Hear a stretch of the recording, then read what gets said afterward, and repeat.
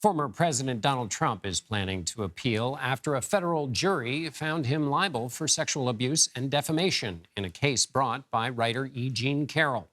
The jury ordered Trump to pay Carroll $5 million in damages. We are hearing from Carroll herself, as well as those within Trump's own party.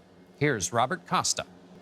Former President Donald Trump arrives in New Hampshire tonight for a suddenly high-stakes town hall, facing voters for the first time since a civil jury found him liable for sexual abuse and defamation of writer E. Jean Carroll. This is for every woman in the country, every woman. The political impact on Trump's campaign is still emerging, but several Republicans have said the verdict is further evidence he should not be the nominee. He is not fit to become president of the United States. I think the whole country is looking for a fresh start. For now, Trump is the clear frontrunner in the race for the Republican nomination. New Hampshire voters have 9 months before the party's primary, and former state GOP legislator Kimberly Rice said the verdict should not be shrugged off. Why does it matter to you?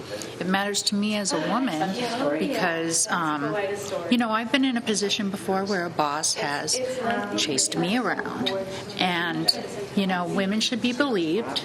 But Trump's support with many Republicans has long been entrenched, fueled by his grievances over his mounting legal challenges, not just this week, but as investigations in Georgia and in Washington near decisions on whether they will charge the former president.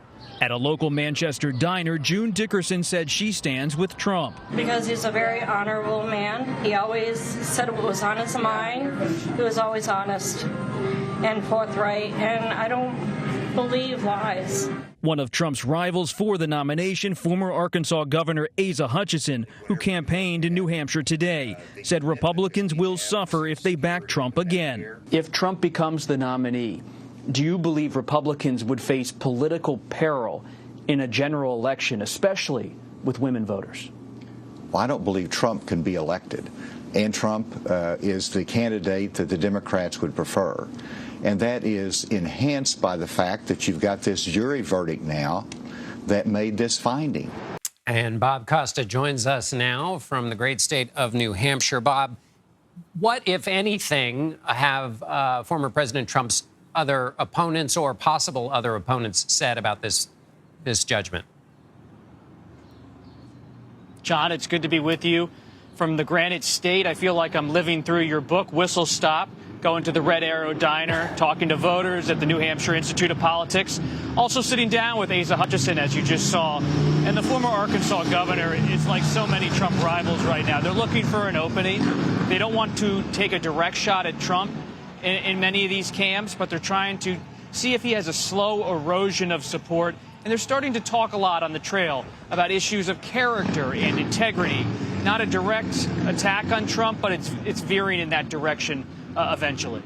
And remind us, Bob, has there been anything else there's so many other legal challenges he faces. Have there been any other developments in those cases that we should take note of? Well, we only can really talk to witnesses or people familiar with the witnesses going into these grand jury investigations in Washington, and every indication is these are serious investigations. The special counsel is moving forward quickly. On the classified records case, there could be a decision sometime this summer about whether Trump in some way tried to obstruct the records from being handled by federal officials. And there could be a decision on the January 6th case. But most likely, the one that is going to come to the fore soon is the Georgia decision, whether Fani Willis, the district attorney in Fulton County, decides to launch a RICO-style prosecution of Trump and his allies for pressuring election officials. That's expected sometime in July, that decision. All right, Bob Costa on the streets of New Hampshire. Good to be with you, Bob. Thanks. Thanks, John.